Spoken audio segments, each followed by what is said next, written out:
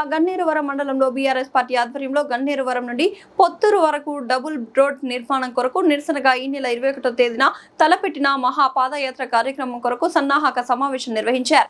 ఈ కార్యక్రమంలో ప్రజలు పెద్ద ఎత్తున పాల్గొని విజయవంతం చేయాలని విజ్ఞప్తి చేశారు. ఈ కార్యక్రమంలో మండల పార్టీ అధ్యక్షులు గంప వెంకన్న, మాజీ జెడ్పీటీసీ మాడుగుల రవీందర్ రెడ్డి, నాయకులు పీచు మహేందర్ రెడ్డి, న్యాత సుధాకర్, విక్రమ్ రెడ్డి, లక్ష్మణ్, ప్రవీణ్, శ్రీనివాస్, ప్రభాకర్ కార్యకర్తలు పాల్గొన్నారు.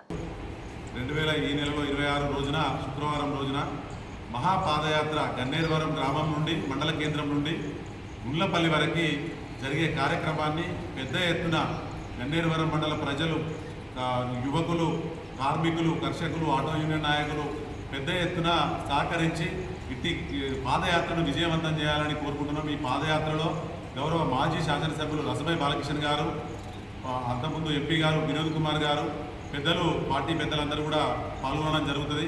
కావున పెద్ద ఎత్తున కార్యకర్తలు, బీఆర్ఎస్ పార్టీ కుటుంబ సభ్యులందరూ, మహిళా విభాగం కావచ్చు, యువజన విభాగం కావచ్చు, స్వచ్ఛందంగా వచ్చే యువజన సంఘం నాయకులు, మా తరఫున మేము ఒక డిమాండ్ చేస్తున్నాం. బీఆర్ఎస్ పార్టీ తరఫున యువజన నాయకుల ఆధ్వర్యంలో గతంలో రసభాయ్ బాలకిషన్ ఎమ్మెల్యేగా ఉన్నప్పుడు ధర్నాలు చేసి, రాజకీయం చేసి, కార్లను అడ్డగించి, ఆ నానా రకాల రభస చేసి కవ్వంపల్లి గెలుపులో ప్రముఖ పాత్ర పోషించిన యువజన నాయకులు మీకు నిజంగా చీము నెత్తురుంటే రాజకీయాలు కాంగ్రెస్ పార్టీకి రాజీనామా చేసి రేపటి మహాధారణలో పాల్గొనండి. ఇది మా సవాలు స్వీకరిస్తారా లేదా అదే పార్టీలో ఉండి కొనసాగి దద్దమ్మల్లాగా మిగులుతారా తేల్చుకోవాల్సింది యువజన నాయకులే.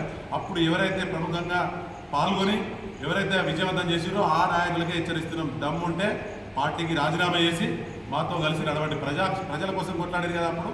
ఇప్పుడు కూడా రవాణా కోసం, ప్రజా రవాణా కోసం ఆ 72 కోట్లు రసభాయ్ బాలకిషన్ అన్నది ఇచ్చిన జీవో ప్రకారం గుండ్లపల్లి టు పొత్తూరు రోడ్డు నిర్మాణం కోసం మూరెడు లోతు ఆటోలు పోతుంటే ఆటోలు మునిగిపోతున్నాయి అందులో. అందుకే ఈ ధర్నాని, మహాయాత్రను మేము శాంతియుతంగా నిర్వహించడానికి, శాంతియుతంగా చేయడానికి మేము 21వ తారీఖు నాడు నిర్ణయించుకున్నాం. దీనికి ప్రభుత్వం సహకరించి ఈ ధర్నాను విజయవంతం చేయాలని ప్రజలందరినీ కోరుచున్నాం. జై తెలంగాణ.